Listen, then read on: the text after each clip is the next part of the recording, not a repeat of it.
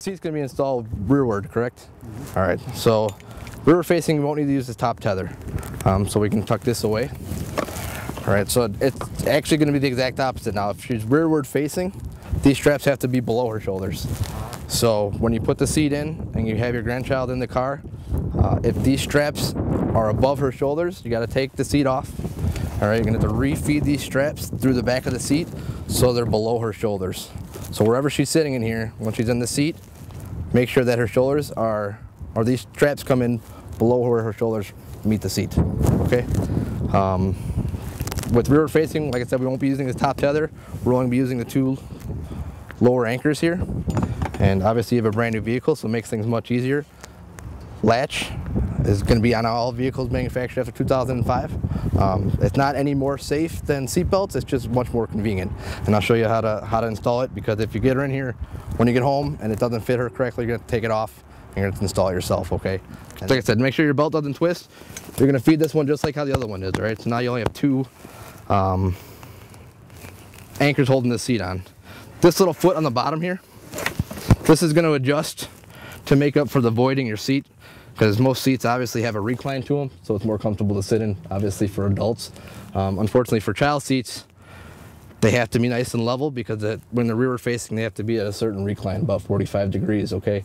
So this little foot will move back and forth. It's going to be back here when you're forward facing. When you're rearward facing, you move it up to this front position, because that's going to fill this void, so it keeps your seat nice and level, all right? That's all you have to worry about with the seat for right now. Now, the only thing you have to do is tighten up this belt, and we're not worrying about the top tether because it's rearward facing. So once that top or the lower belt is tightened, that's all you have to do. It makes it that easy, okay? So strap should be on this side.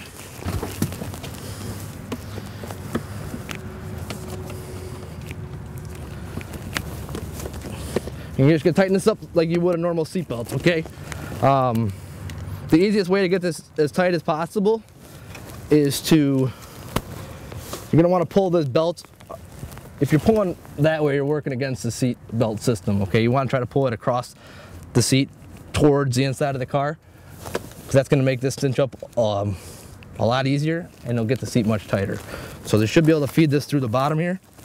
Should be a slot to bring this through, hopefully. Feed it through here.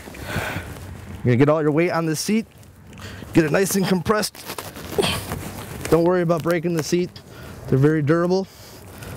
You're gonna pull this nice and tight, as tight as you can get it.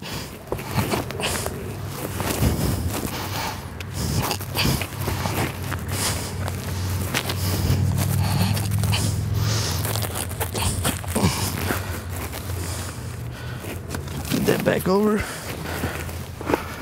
And the seat shouldn't move more than an inch once it's installed correctly, okay? You're gonna have a little bit of movement in the front here, that's normal, that's the way the seats are designed when they're rear facing. The important thing is you don't want to move more than an inch back where they're connected at the seat.